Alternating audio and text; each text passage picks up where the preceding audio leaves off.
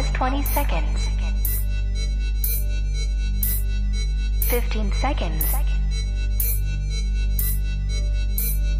10, 9, 8, 7, 6, 5, 4, 3, 2, 1, 0.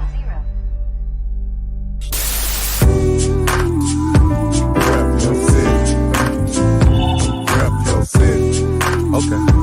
Rep your city. Let me see the mic. Rep your city. Give me the mic. Rep your city. I got you. Rep your city. I'm gonna tell you about mine. Rep your city. It's time for us to go live, so rep your city. I really would appreciate if y'all roll with me. Feeling this music cause it makes me wanna step. And if you don't want to, then you lying to yourself. Cause every time we party, we gon' have fun. I don't know about you, but I'ma rep where I'm from. Rep your city. Okay. Rep your city. Let me see the mic. Rep your city. Give me the mic. Rep your city.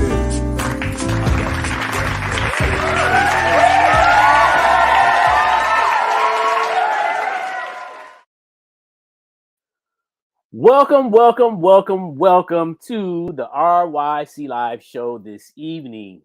I am Artistic, your host for tonight, and this is Fresh Friday. Rep Your City RYC Live, coming to you from the windy city of Chicago and broadcasting around the world. So we're back once again. It's Friday. It is actually 8:01 in the PM. And we have a special guest as usual. You know how we do. We try to bring you the great stuff when we get it.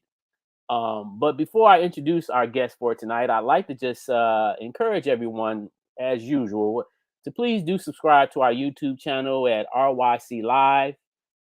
We definitely appreciate all the supporters. So continue to show your love and connect with us by following us. And hitting that subscribe button on our YouTube channel, which is RYC Live, or you can follow us or send us a friend request on our Facebook pages, RYC Live or Rep Your City. If you'd like to be a guest on a future show, please do subscribe once again to our channel, but also send us an email to ryclive@yahoo.com. That's ryclive@yahoo.com. We are getting close to wrapping up this year, 2022. So we are going to be looking for some great things to kick off for 2023.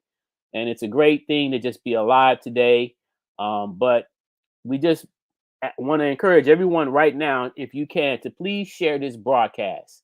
Please do share this broadcast. Send it to your family and to your friends. And just, engage with us. If you have any comments or questions for our guest tonight, which I'm about to introduce in a moment, please feel free to comment in the comment area. Don't just sit back and watch. We encourage you to watch, but, engage with us because we're going to have a very interesting set of discussions here tonight, talking about Chicago in directly about problems and situations and things in relation to Chicago. So with that being said, I would like to introduce, we have a mayoral candidate that's running for mayor. His name is Mr. Frederick Collins. And let's bring him on the set and allow him to give us a brief summary of what he has in plan. Mr. Frederick Collins. Thank you this evening. I want to thank you for having me on your show, Artistic. Yes. Also, thank your viewers and your listeners for this opportunity. It certainly is a great time in history, especially in our city's history, to move forward, to take the opportunity to make this a city that's not only safe, but a city that is inclusive of all. Yes. So, hey, man, thank you and welcome to the RYC Live show. It's an honor to have you here talking with you. It's amazing how it still seems to amaze me how things are unfolding here in Chicago on a positive note. And I'm just happy to be sitting here to be able to talk to you prior to whatever happens in the future, man. I think these are kind of like golden periods of our time to sit back, and talk about what we're planning to do in the future on a positive note. Exactly. So tell us a little brief summary of who you are, where you're from, and what you're planning on doing, what your ideas is planning moving forward in the future here in Chicago. Well, first of all, I'd like to say I'm a born and raised native of Chicagoan. I was born in the Heming Horner Projects area, one of the poorest neighborhoods in the city of Chicago, where I was raised by my mother and father.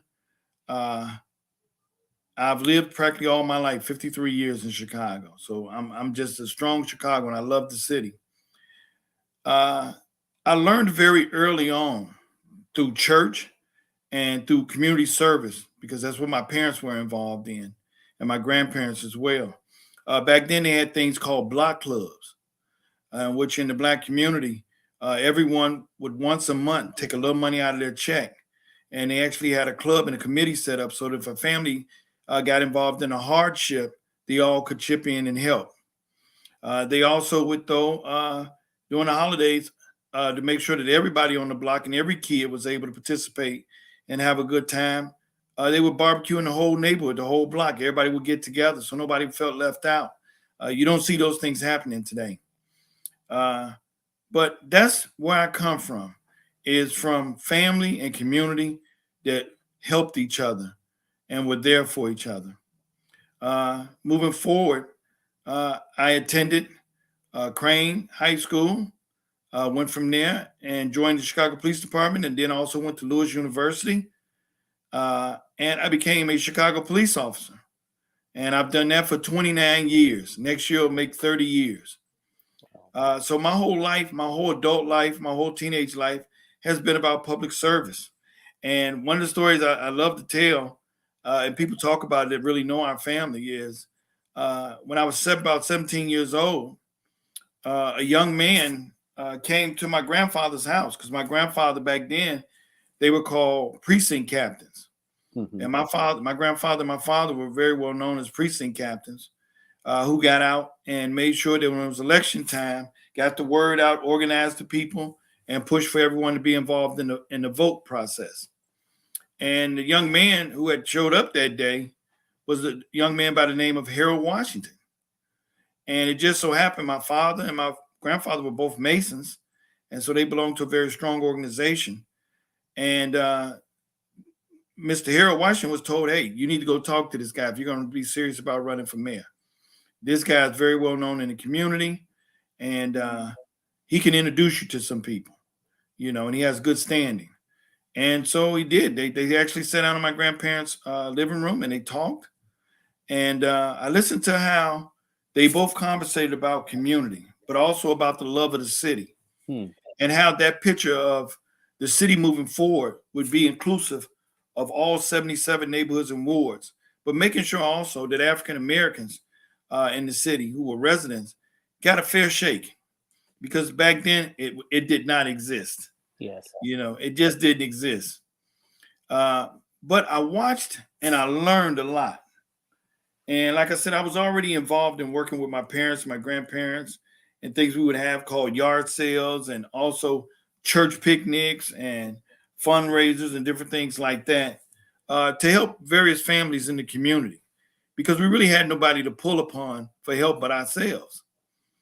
And from that, it just grew on me as a young man to stay involved in public service and community service. So I became a community activist and worked on many different projects that were successful and some that we're still working on. I also volunteered and worked at Operation Push under the guidance and direction of Reverend Jackson. I also served and worked the NAACP West Side of Chicago. And when my kids were in public school, I served 4 straight terms on the local school council board, voted unanimously because of my involvement in the community. So I've always been involved in social issues in which to improve the quality of life for us all here in the city of Chicago, and especially within my community. Moving forward, I was able to put 3 kids through college. I was able to have a successful career, raise a family. And so I'm taking a look at this Chicago that I grew up loving, and knowing. And I don't see that Chicago anymore. Mm. Instead, what I see is utter chaos and no help coming from the elected officials that we have voted in office and have trusted for a great number of years. My grandparents were from the South. So was my father. So they had what was called old common sense sayings. And one of them was, you don't take a dead battery out of a car and put another dead battery in because you'll get the same results. Mm-hmm. And so I'm running for mayor of the city of Chicago because Chicago's not only our great city, it's our home. We have a lot invested in home. And no one should have to live in fear at home. Mm. You just should not have to live in fear at home. And there is no excuse, and neither will I ever accept or get used to the violent, deadly shootings of our children and loved ones. That does not have to happen.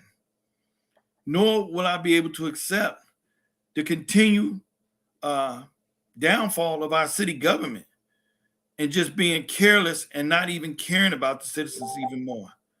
We've got more potholes than we've got kids walking across the street to graduate. Mm-hmm. Mm-hmm. That has got to stop. Mm-hmm. Time after time, we've got aldermen indicted, other politicians indicted, state reps indicted. And yet, when the people ask for money to improve the quality of life, they always say there is none. But then we find out they've got some of it in their pocket. That's got to stop. Yeah. As the next mayor of the city of Chicago, we have a major issue. And there's no sugarcoating it. Crime is up 400%. And I'll say that again, it's up 400%. We know that 54% of the crime committed today is committed by our young teenagers, by children between the ages of 9 and 17. That's never been before. We've got to get a hold of listening to and addressing the issues that plague our youth and cause them to be involved in crime. We really have. And we've got to do what we can do to reinforce parent and parenthood and some teaching and some help on our social platforms. This is so important. So as the next mayor of the city of Chicago, one of the things I'm going to do is make sure that we institute and that we make sure we bring back the curfew. And we're going to hold parents accountable when we have repeat offenders, when we have children that have been caught after curfew more than 3 times. We're definitely going to hold the parents accountable. We're going to see what we can do to bring them in, sit down, talk with them, see what the issues are, get them some social services, and really begin to work with them. And if that doesn't work, where we have parents that won't participate, where we have children that won't participate in it, then we're going to go before a judge and take the next step to find out what can we do, because something has to be done. We can't give up on our children. That would be something that we as adults have a commitment to, and as parents have a commitment to never give up on our children. The other thing is we've got to improve the quality of education, but we've also got to move education into the new millennium. And what I mean by that is, if you go to a classroom today in the Chicago public school system, it looks like it did in 1920. You still have blackboards, you still have books, and there's not much there. However, we know that when children or adults go into an iPhone store, they are captivated by the big wide screens on the wall and all the technology around them that lets them be able to see things in real time. We've got to take that new technology and move it into our classrooms and modernize our educational system. That is so important so that they look forward to going to school. They feel excited. Remember when you were a kid, you were excited to go to school, to learn something new? Well, we've got to do that for our children now. And instead of having heavy book bags, we're going to give them laptops under my administration so that in real time, they understand and are involved in technology and learning. Because this new generation, they are the technology generation. Mm-hmm. That's a fact. They learn faster than we did. Yeah. Because technology has made it available with the click. And so we've got to do those things to bring education into the forefront and make it exciting and challenging and interesting for them so it holds their attention. The other thing we're going to do is we're going to mandate under my administration that our children speak 2 languages, that they're taught both Spanish and English, starting in Head Start. so that by the time they graduate from high school and they apply for a job, when it says, "Are you bilingual?" they all can answer yes. This will help give them an advantage, a huge advantage, when it goes for a job interview. Because we know that most of our children who are very intelligent, very smart, sometimes don't get the job because they don't speak two languages. Mm. So we're going to have to address that issue. The other thing is bringing back programs that are the basics: math, reading, science, as well as social studies and civics, home economics, body shop, auto mechanic, technology, computer chip technology, and building, so that they can move into the forefront. Not every kid is going to want to go to college. Some children are just good with their hands. They are builders. They are inventors. And so we want to give them an opportunity to do that and earn an associate degree with a diploma in the other hand at the time in which they graduate. We think this will really help to improve our educational system. And the other thing, we've got to raise teachers' pay so that we get teachers in, good qualified teachers in, but also are able to retain them year after year. And so one of the things I talk about doing is raising the teacher's salary to $97,500. And I think that would be good. And we would be able to recruit from around the country as well as from here in our own city, but be able to also retain those teachers and also to give them a good benefits package and to make sure that they have health care that is second to none, all city workers. In other words, I want that same health care that the alderman would have and the mayor would have up under me. They don't pay deductibles for every visit they go to in the emergency room. We need that same health care. And I think because of the large number of city employees that we have in a plan, we definitely can bargain and get that done. So I'm definitely looking forward to it. I'm just excited about running and making sure that we address these issues. The other thing is, once again, back to crime.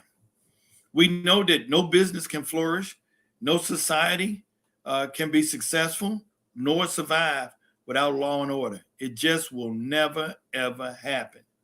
We've got to have a society that is able to have law and order. That is so important. And so I look forward to doing these things that will make our city great. Okay. So let me get into, and again, for all of you out there watching, if you have any questions or comments from Mr. Collins here, feel free to mention those in the comment area. But let me just ask you a few questions for myself, because I can just recall, being a native of Chicago and coming up in the days where, like you said, the programming, throughout the school systems, throughout the community, programming in the community with, the householders, in the houses, in the blocks, as well as the public school systems. There just seemed to be a lot more involved. Even like when you went to the playground or the public park, you would see kids playing basketball. You might even see in our communities, I remember seeing a lot of young Black girls jumping rope. The guys playing football. So it was always a lot of interactive stuff going on. We didn't have the technology back then, but we had a lot of things. Like I was a big time break dancer in my early teenage years. I was also into video games, and I was into bikes. You couldn't young Black kids had to have a bike or a big wheel. That's it. Yeah. So had to have one. So I think and then I remember like Jesse White with the tumblers and people enrolling into programs like that, and he's still doing that right now today. And yes, so sir. And it seems like today, like you said, a lot of that has been withdrawn. Like you go to the park now, it's very dry. If anybody that you'll see at the park might be a couple of guys maybe just sitting there smoking and drinking, but you're not really seeing anybody playing any sports.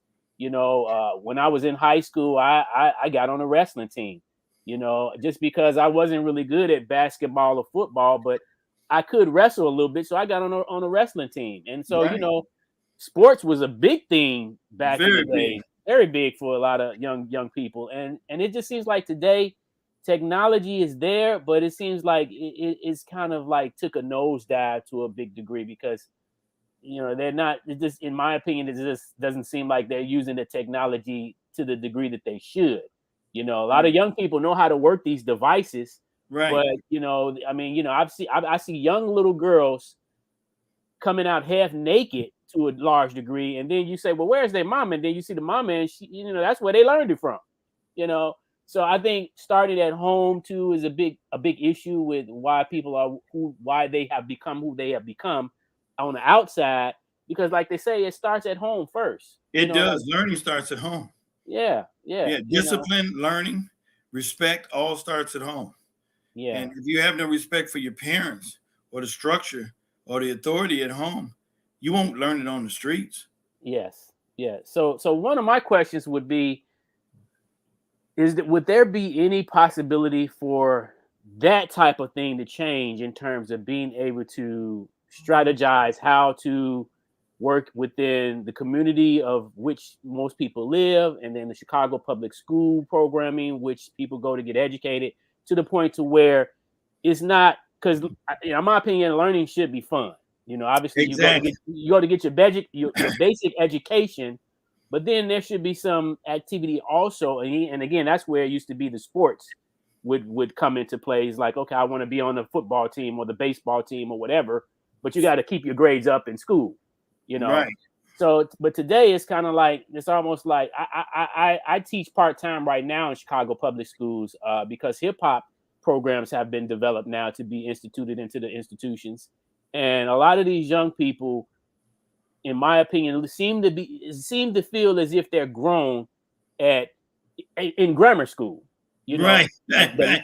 the language that they're using, the way they're carrying themselves. Kids are having kids. So it's almost, it seems like it's almost far fetched to see what could be. And my question is, what that be like to have that change? What is your idea to put into making a change and trying to convert that into beginning to build the structure of the family in the communities up again? Well, one of the things I talk about is taking about $10 billion as mayor and putting $5 billion on the south side and $5 billion on the west side, as well as money on the other sides of town, to make sure that we bring back home economics. And in that home economics criteria, we'll talk about critical thinking and family structure. We don't talk enough about family structure and the respect and the advantage that it brings to one's society. And so those things we have to bring back. There used to be a time in school when they used to talk about civics, and they would talk about cooking classes, mother and father, the roles in which they play, church, community organizations. And that's another thing. We're going to invest in churches and community organizations, actually getting money to them. City of Chicago has over 400 and something empty buildings that you and I as taxpayers are paying for. And it's keeping them cool in the summer, warm in the winter, but not being utilized at all. Hmm. Well, we're going to take time to utilize those things so that we can run these after school programs. But not only that, but also address our homeless problem here in the city. One of the things I talked about being is a mayor that would not have 10 cities in the city anymore. Mm-hmm. Because to me, it is inhumane to accept to leave a human being outside on a cold sidewalk, especially with the weather and the winters that we have. And it's unsafe and unsanitary. We're dealing with a pandemic. We would offer social services and get people inside of a building and offer them the help and assistance in which they need, as well as the education and job training that they would need, helping them also get IDs, to get housing, to get food, to get furniture. These things are so important. We truly are our brother's keeper. Wow. Yeah. And let me go back to, that's great. Let me go back to what you was mentioning earlier about public safety. Um, Sometimes I know when I go out of town, and I haven't really been going out of town that often, but at least nowadays, but because of the pandemic and things of that nature. But I can often remember many people being shocked when they ask you where you're from and you say Chicago, Right. and then they just like, oh, Right. you out there with the gangsters, or Right. a lot of the negativity, things that they've heard. I've had some people, family, friends that were living in Iowa, and obviously Iowa is a big difference from Illinois. But when I told them I was from Chicago, they come from where corn and stuff was growing, and peace and all of that, and a lot of acres of land. But I'm like, okay, they come to Chicago, they're frightened to a degree just from what the stereotype of what they've heard over a period of time. Exactly. You got to watch yourself. You can't get on a public transportation without maybe getting your purse or your chain snatched, Right. whatever. So, publics, and nowadays, again, going back to community in regard to public safety is, there used to be a time that we loved to go outside and play. Whereas now, people are afraid to allow their kids to go out just because of some cross shooting that's going on, or just something negatively going on outside in the public, where it didn't used to be. It used to be a time where there were kind of like somewhat considered a code. Like, Right. if gangs got into it with another gang, they had a code where, we're going to take care of our business. But at the same time, that if women and children are around, we're going to make sure Right. that We're not going to do anything. Yeah. Make sure that they exit the area, and that they're safe Right. before we continue to proceed. But today it's almost like that doesn't even matter. No. If I pull out a gun, I'm trying to shoot whoever, and even if I don't get him, you just might be in the way. You gonna get it. So Right. like, can you describe in greater detail, like, what your ideas would be for actually changing the dynamics of public safety here in Chicago? Well, one of the things that we're going to do is change policies, because Okay. policies matter. We're also going to change procedures. And what I mean by that is, like I said, we're going to enforce the curfew. We're going to get rid of the no chase policy in the Chicago Police Department, so that our policemen can actually do the job that they're sworn to do, and that they so bravely take on to do in protecting and serving us. We're going to also get rid of policies that handcuff the police and don't allow them to finish investigations. That has got to change. Right now, under Mayor Lori Lightfoot and the 50 aldermen down there and the 5 that are in the race for mayor, they all signed off on to defund the police. They wanted to defund the police. They also signed off on the no chase policies, and now all of them are changing their story. Well, it's a dollar short and a day late, because now where we're at now is we're in a crisis situation. And so the next mayor is going to have to come on and lead from a strong position of reinstating law and order. There's no other way to do it, because things have gotten so far out of hand, it has spread like a cancer throughout the state.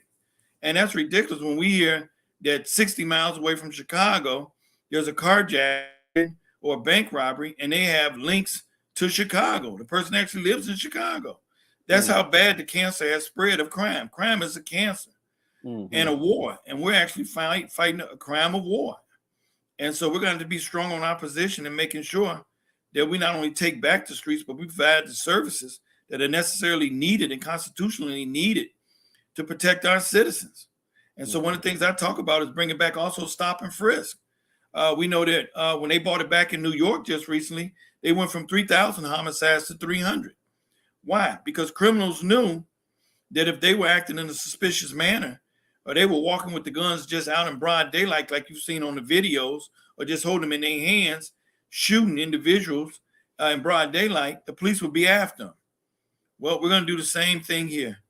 We're going to reinstitute stop and frisk, and we're going to use our body cameras to be transparent. But understand this, under my administration, there will be law and order. There will be a better quality of life for all its citizens, and we're going to grow this economy and improve on our education. We really do. Only 11% of Chicago students can read at average grade level. Only 11%. That is totally unacceptable. Oh, wow. I've heard, I'm sure you have, and many of us have, they said, what's the best way to hide information from a black man? And they say that's to put it in a book. And, I know when I was coming up, I got to admit at times I didn't like to read, but I also think it's important to when I did start reading, it was because I was reading something that was interesting to me. Right. And that's when my reading began to, increase. Like, oh, okay, this appeals to me, so I want to know more about this. Exactly. When you're reading something that's not, too interesting to you, then you're not going to want to continue to read. No. And I do think at the end of the day, like you said, education is so important. It is. It's vital. Yeah, and that's gonna definitely help you. If you're exercising those brain muscles to communicate in some form or fashion by reading words and looking up words in a dictionary and actually using those words and things of that nature, that's going to help you intellectually. Exactly. Exactly. And it's amazing because our children want to learn, Mm-hmm. and they're very smart. The problem is children always need guidance. Yeah. Always need guidance. There's no way around. Children cannot raise themselves. I've talked to individuals that I've worked with and helped to get jobs and helped them to get back on the right track. And they always said to me, hey, Officer Collins, man, I wish I had met you when I was younger, because I never had anybody take this time with me to really sit down and talk with me and to introduce me to various different things in life. I met a young man. He had just recently got out of jail, and he had the hardest time just trying to get an ID. He had no money to get an ID, and when he did get any money, he was between a halfway house and working a job somewhere. He didn't have any money, and I just took him one day. I said, "Come on, let's go." And I got him an ID, got him a new Social Security card coming in. We went downtown, got his birth certificate. So let me tell you something. He actually gave me a big hug and cried and said for the first time, he felt real power in knowing that he mattered because he had documents that proved who he was. It's amazing. All we did was I gave him a driver's license. I bought him a driver's license. I bought him his birth certificate, and I helped him get his Social Security card. And when he had all of those documents, he felt like he was somebody in the world just from documentation. Yes. And gave me the biggest hug and said, Officer Collins, for the first time, I feel like a person of importance. Of importance. And these were just documents. Yeah. Yeah. That is so important, our educational system. Because what the documents did to him was they gave him knowledge of who he really was. And that he wasn't just somebody out here on the street, just another Department of Corrections number. That's not who he was. And from that, he went to raise a family. And from that, he got into being a barber. And from that, he got into opening up his own place. Yes. Just from documents and spending time with him. It is so important. So I understand this as the next mayor of the city of Chicago. And this will also, he doesn't want to go nowhere near crime. Matter of fact, he's an advocate against any type of crime. And he speaks to young men, and they gravitate towards him because he speaks their language. He's been where they are right now. Okay. And that's what we have to do. That's why education is so important. And we have to utilize education and learning to teach people not only real life skills, but critical thinking on how to survive and live in life and enjoy life. And that will help to bring down crime. That's why I say with authority, I'm going to be able to bring crime down by 97% because I actually have a plan that brings our children together, that improves our educational system, that opens up jobs opportunity for our young, creates other opportunities for those who feel like they've been left behind or dropped out of school and didn't see a real way of getting back in. We have to fight on all fronts. Okay, so what we're going to do right now, that's excellent points that you just highlighted. But what we're going to do right now is take a quick commercial break. And when we come back, I would like to get into hearing more details about your economy plan. Okay, so we'll be right back. You're watching the RYC Live Show.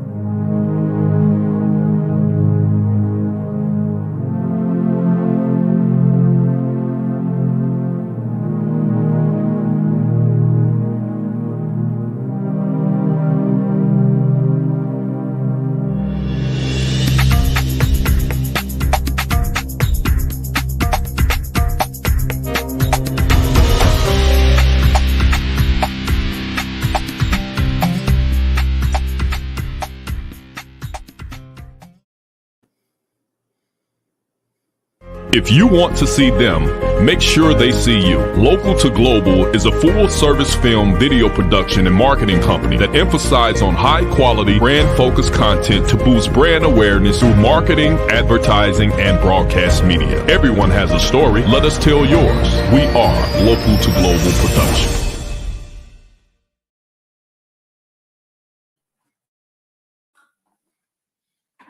Are you tired of shopping for wigs in the back of a beauty supply store?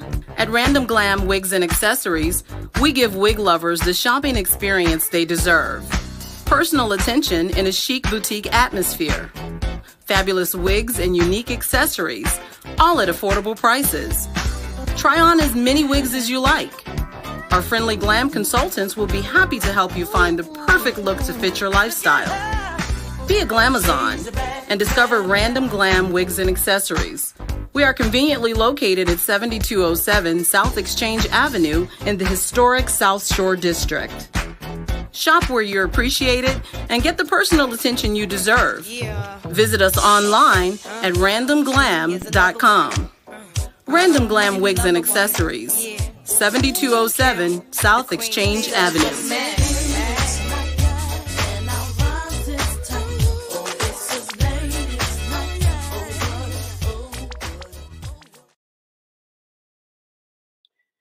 Welcome back to the RYC Live show, and we have our special guest tonight, Mayor candidate Frederick Collins, and we're talking some really important issues here tonight. And up next, we'd like to get into the discussion of the economy plan. And the reason why I think that's a great plan to discuss, because I can remember when I was growing up, my father used to, as a young kid, my father, in fact, my mother met my father before I was even born, because he owned a bar, what they called a lounge back in those days. We used to love to go. Oh, okay, there we go. All right. So, he had a lounge, and he met my mom in the lounge, and that's how they actually met. But he was the owner of the lounge. And so, I had often wondered where I had these entrepreneur feelings at, as I was coming up as a young kid, always wanting to do certain things, creating something out of nothing. And I was trying to figure out where it was coming from. And really, when I figured it out, I said, this must have been as an extension from my father, So I think it's important, like I like the term, don't just go get a job. My grandmother used to say, go to school, get a good education so you can get a job, so you can get just get a job. But my further thinking is, don't just get a job, but figure out how you can create a job. Exactly. And that's where that whole entrepreneur spirit comes in at, because, like when you go to the communities around in any city, they're small businesses, and the small businesses make up a great percentage of, the population of people doing business together collectively to even get to the point of becoming a bigger corporation. Exactly. So I'd like to hear more about your plan in terms of the economy here in Chicago. Well, one of my plans is it reverses the effects of the pandemic, but it's also inclusive. And so one of the things about my plan is that it helps out everyone in the city of Chicago, whether you're a homeowner, a business owner, commercial property owner, or even a renter. Okay. My economy plan is going to help you, because what I do is I take all of the property taxes in the city of Chicago and I cut them in half by 50%. I lower them by 50%. And then here's the caveat. We're going to freeze them for 15 years. For 15 years. Within the first 2 years, you'll see more triple in your income than ever before. Keep in mind, certain individuals like myself, as well as bigger businesses than us and other homeowners, we pay thousands of dollars a year for our property taxes. Mm-hmm. Well, I'm going to cut them by 50% and freeze them for 15 years at that same level.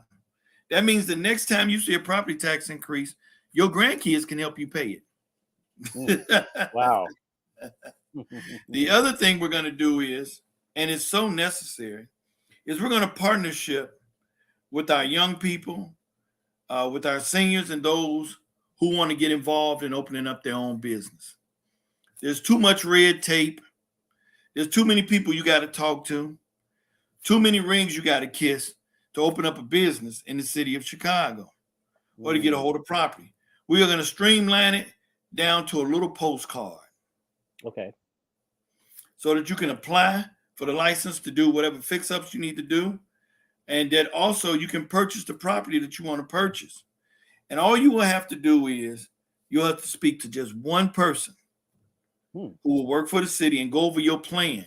And then from there, we will work with you on a viable plan to make that happen. Because for every new business that opens, it creates more funding and more participation in the property taxes and in the education of our schools, the funding of the education of our schools. So if we're to be successful, we have to be inclusive, and we have to work with those people who want to open up a business and who are interested in opening up a business. But also for those business owners who already have a business, the amount of money that they will save by us lowering their taxes by 50% and freezing them at that same level for 15 years, they will quadruple the number of people that they hire as well as their profits. Because when you're saving money and making money, what do? You reinvest it back into the business. Right. Which causes more revenue for the business. So it is a property tax plus to help get businesses and also keep seniors in their home who may have fell behind, or other homeowners who fell behind, who lost their jobs during the pandemic. Because we're going to lower those property taxes, which is going to put a lump sum of money back in their pockets and freeze them at that same level for 15 years. Imagine knowing that for 15 years, my property taxes aren't going to go up. And they're going to stay right where they're at. So even if the cost of living goes up or down, I'm going to be safe because I know what my property tax will be for the next 15 years. And especially if you're a young person just buying a home, you'll be 15 years plus a homeowner before you ever see your property taxes go back up. Okay. All right. And so that is a huge plus and something that needs to be done. The other thing is, you've never heard of this before, but I want to put together a committee of young people. And that this committee would be from age 15 to 25. 15 to 25. And what they would do is they would bring ideas to City Hall, because they're going to actually have an office in City Hall. And we're going to meet twice a month because our young people are very talented, very gifted. And if we're going to keep their interest, we have to understand their culture. They speak a different way. They dress a different way. They respond and relate to each other in different ways. But all of them have some great ideas of what the future will be. And we need to foster that. That's another crime fighting tool. And what we're going to do is not just have them come in and bring their ideas, but let's say we get a 15-year-old who wants to go into fashion. And he or she has some great fashion ideas and has learned how to do tailoring from her mother or her father and really has some great ideas. We're going to help her actually get a storefront. We're going to actually help her get the necessary tools and office equipment needed to be successful. And we're going to link her with a bank that also can help her help foster her and work with her for the next 5 years. And we'll also be there to make sure she's successful or he is successful. That's what I mean in real time, making real dreams come true. And we have those that say, well, how are you going to do that? How are you going to pay for all these different programs? Well, let me tell you. One of the ways we're going to do it is in 2007, Chicago Mercantile Exchange and the Chicago Board of Trade bought the New York Stock Exchange. Did you know that? No, I didn't. In 2007. They right now headquarters is on Wacker Drive in downtown Chicago. They trade $16 billion worth of services per month. Now, you say, okay, that sounds good. You going to tax my son? Absolutely. We're going to put a 10% tax on every trade done electronically back and forth. Okay. Which will net us about $6 billion and some change each month. Okay. Each month. Are you listening to what I'm saying? 6 times 12 is 70 what all day long? 72. That's $72 billion worth of new revenue coming to the city of Chicago. Now, of course, I've had my staff and myself do the research on this. Can we do it? Absolutely. They talked about it about 20 years ago, about 15 years ago, and it disappeared. Because we know some politicians got paid off to bury it. Well, I'm going to bring it back, and it's going to be done. $72 billion will be a huge help to our city and to our economy and to our education system. The great news about it is on your cell phone, the city has 3 taxes. One is the 911 tax. Number 2 is the city amusement tax. And number 3 is city services tax. Now, why is there 3 taxes on your cell phone, your internet, okay, your Wi-Fi, your cable, all right? Even if you have 3 lines, there are 9 different taxes on it because there's 3 for each one. And the city has been making a killing. I had a gentleman, I was talking to him, and I said, actually, he's a neighbor. I said, take a look at your cell phone bill and tell me how many city taxes on there. He said, I don't think there's any city taxes on it. I said, oh, yeah. So there's about $24 to $50, depending on your plan, worth of city taxes on it. So when he got his tax thing one day, I'm running out of the house. He says, you know, you're absolutely right. I never took a look at that. I kept wondering why, you know, I'm paying so much, blah, blah, blah. I thought it was just cable. I said, no. City has 3 taxes on it. City of Chicago doesn't have a revenue problem. It has a spending and a theft problem.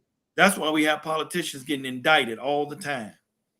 Because if this city would ever go broke, trust me, none of those politicians would run for office. They run for something else, but it wouldn't be office. Right. So we've got to utilize and come up with creative new ways to fund the necessary services that add to the quality of life for every citizen. And that's one way of doing it. So I just gave you $72 billion. Also, if you take a look at the last 5 years, Walmart, Amazon, and Target have increased the number of factories that they have delivering cargo. In other words, goods and services. And those trains bring those goods and services into our city. Boats bring those goods and services into our city. And planes bring those goods and services into our city. I'm going to put a 10% tax on all cargo. Okay. That will net us somewhere between another $25 to $30 billion. This is the way that we help to build our economy, keep our property taxes down, improve our school system, and hire the necessary policemen, streets and sanitation workers, firefighters, and social workers we need to deal with the social ills that face every city, especially a major city like ours. But I'm not looking for us to be a second city. I'm looking for us to be number 1 globally. And we will be under my administration. Interesting. Very interesting. Wow. Yeah. It's great to be able to have these plans underway in advance and to really, have faith in making sure that, like you said, this comes to be, a future goal that's set and occurs when the time comes, then all of these plans can be put into play. Absolutely. And see that change, that change. I think back when Obama was running for president and some of us was like, I think he can make it. Some of us like, I don't know. And some just didn't care. But at the end of the day, when he made it, it was just like, wow, like. Exactly. We never know. And here's the beautiful part of it. We still haven't talked about community block grants that we can use, tax increment financing that we can use, as well as 1A funding for our schools. And that's so important. But now you see, I've got 5 different ways of bringing in funding to fund the necessary programs. And not only that, but it'll shore up the pensions. It'll raise the city bond rate, which will add value to our city and make more businesses want to invest. And that'll create more jobs. And that will help to grow the economy. We have to do these things, and we have to not only think outside the box, but it's time to throw the box away. Just get rid of it, huh? Just get rid of it. We've been boxed in too long. Okay. Yeah. That's interesting, man. That's and I've actually never even heard that expression. That's actually a pretty good expression to just get rid of the box, because at some point you got to just start over. You have to. You know, we have to really think of the next mayor has to have a position in which he can lead from with strength, a plan, and power to assure the people that he is the right man for the job. And it's one of the reasons why I say vote for Frederick Collins for mayor of Chicago, because he's what Chicago needs now. And I believe I am the right person for right now to bring our city out of the darkness into the light of prosperity and a brand new future. Okay.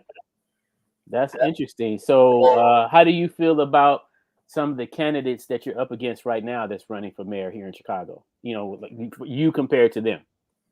Well, I think the one thing that I have working for me that puts me at advantage to them is they've already sat in office or run for office and have no way of telling you what they've done. They've led in absolutely nothing.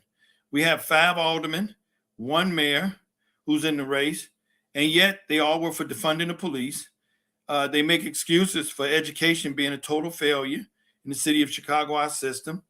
They held our children out of school for 2 years and came up with a system that did not work. And today they talk about, well, we're graduating more kids. That's not the thing. You're graduating what's called social promotion, because most of these kids you talk to, they go, I don't even know how to cursive write. I need my phone to count.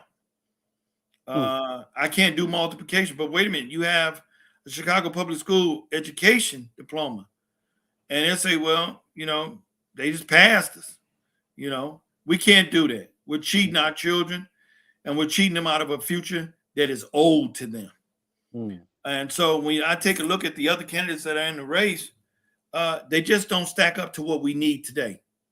It's like calling your butcher to ask him if he can come work on your car. And when he gets there, you realize the only tools he have is for food. None of them will fix your car. Exactly. And I like my butcher. He's very good at giving me a good sirloin steak, but I'm certainly not going to call him to work on my car. That's just not going to happen. We need an expert who can deal with, and a professional who can deal with the crime right now. We cannot do another 4 years of this. We will be the next Detroit. It won't get any better. It's not getting any better. We're, for the first time in the city, arguing about statues. Okay? And we're allowing people in broad daylight to go in and do robberies and burglaries and shoot folks down in the street, only to learn later they've been released back on the street. Well, one of the things I've come up with, people say, what are you going to do with Kim Foxx in there? Well, there's always a way. As my grandfather used to say, the only difference between success and failure is effort and planning. So what I plan to do is, network with federal, state, and county law enforcement agencies to create a task force of DEA, FBI, and Central Intelligence. We're going to make sure we work together so that we get rid of these killers, these carjackers, and we're going to give them federal time. We're going to go right around Kim Foxx. So let me just get something clear, because I'm not quite sure, and then I want to make sure I understand. So the situation now with these people that's committing these crimes, what is happening with them exactly? Well, it's up to the Cook County State's Attorney to approve charges. Once a police officer makes the initial arrest and charges a person, it's up to the Cook County State's Attorney to pursue it. On the behalf of the public, to protect the public. But that's not what's happening. We know today, without a doubt, we've seen it on TV, we've seen it in the newspapers, where a person that shot a person is out on bail on electronic monitoring and goes and shoot the witness. Okay. And that Okay. makes no sense. Okay. Okay. And so we've got to come up with a way to deal with bringing back public safety. And at the same time, making sure that those who don't uphold their oath in office are removed from office. Mm. And I definitely will do that as the next mayor of the city of Chicago. We have got to hold our elected officials accountable. We pay their salary. There's no reason to go in humble and head bow to a public servant. They're supposed to work for you. I'm running, and this is an application process for the mayor of the city of Chicago. Why? Because I want to work for the citizens of Chicago. Mm-hmm. Mm-hmm. Mm-hmm. Now, another question, and I just wanted to see if I can get you to help me to understand this a little bit better. But like, understand that there are laws in terms of the guns, when you're purchasing a gun and things of that nature. But is the gun laws in Chicago where they should be, or are they still? Is there room for improvement in that area, or like I'm trying to still figure out how are these young people getting all of these guns? Well, we have to understand, first of all, it is a criminal element that is organized because this has never happened before. Okay. So it is a criminal organization that is organized. Okay. And that will take all of the law enforcement agencies working together, undercover, infiltrating groups, as well as social media watching and investigating. But what we have to understand is there are enough laws on the books. The problem is they're not being enforced. Okay. And I'll give you a good example.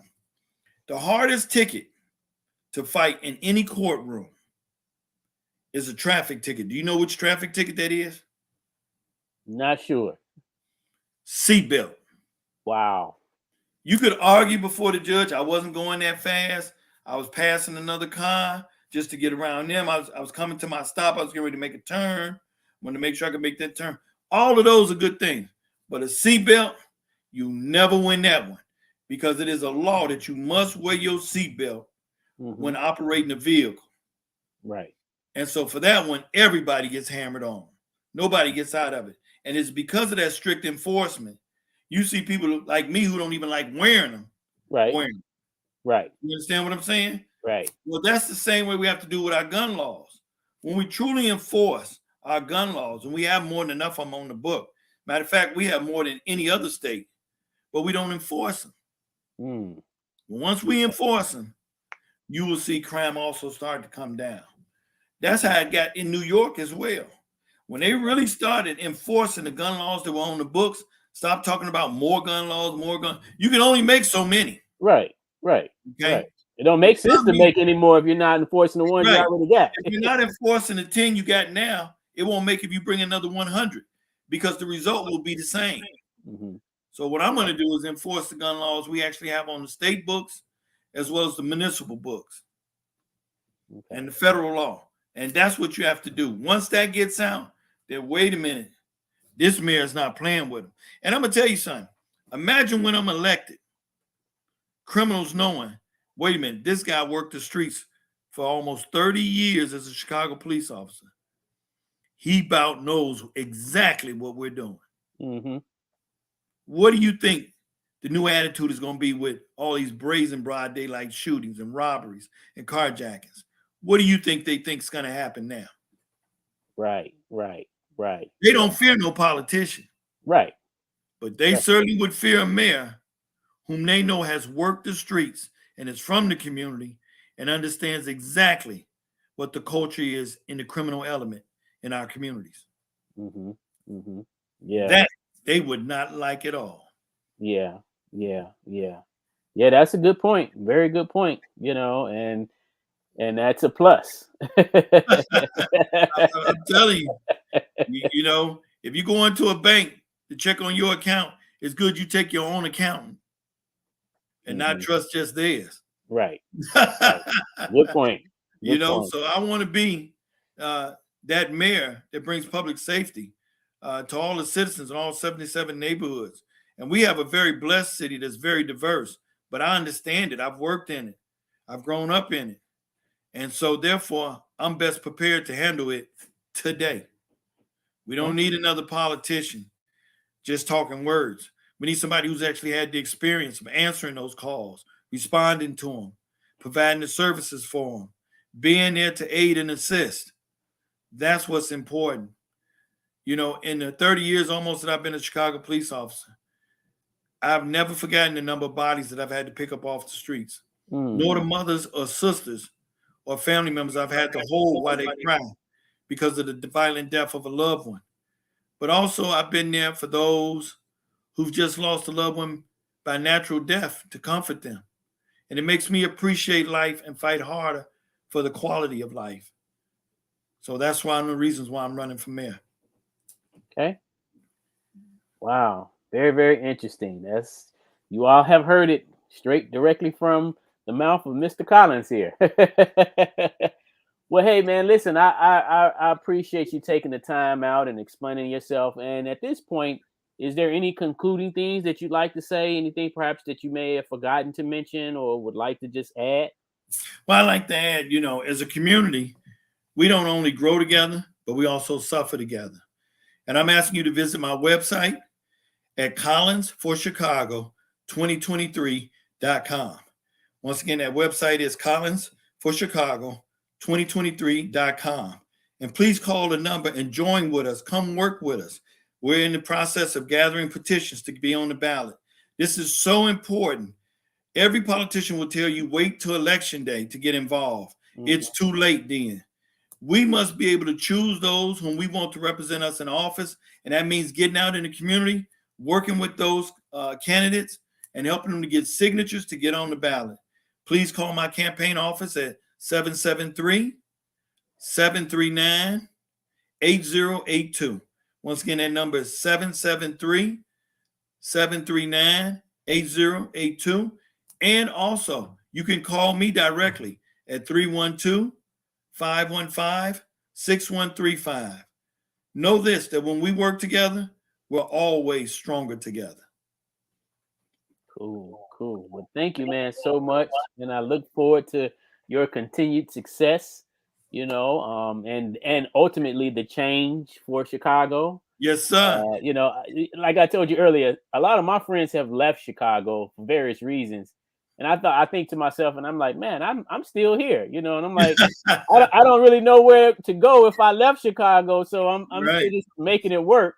But, you know, at the end of the day, you definitely want to see improvement. That's it. And I want to be that mayor that you say, man, I've never seen the kids so happy of playing in the park. Yeah. It's been a long time since I've seen girls jumping rope on the sidewalk and children riding their bicycle and big wheels up and down the sidewalk without listening to gunfire. Yes. I want you to really take a look and say, wow, they've really included young people in the process. And they've really made this a very inclusive, diverse city. And that's what I want to do. You know, I want to work for the citizens of Chicago, all the citizens of Chicago. It really is a great city, but right now crime has a strong hold on it. And the reality of it is we're going to have to fight and take back control of our city. And I'm ready day one. Nice. Well, hey, listen, man, thank you so much for coming on to our show. You know, time always goes by fast when you're having That's fun, the truth.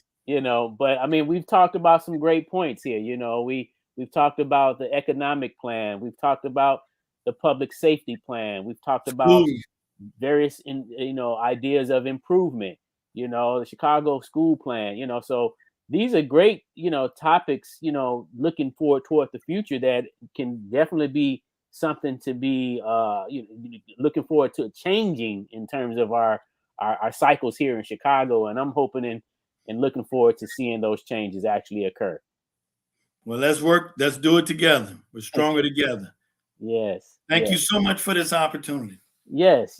And, we'll be in touch, and you can also share this broadcast on your page, you know, so for anybody that's not watching live, if they like to go back and this is going to be archived, so you can always go back and watch it later if you miss this live broadcast.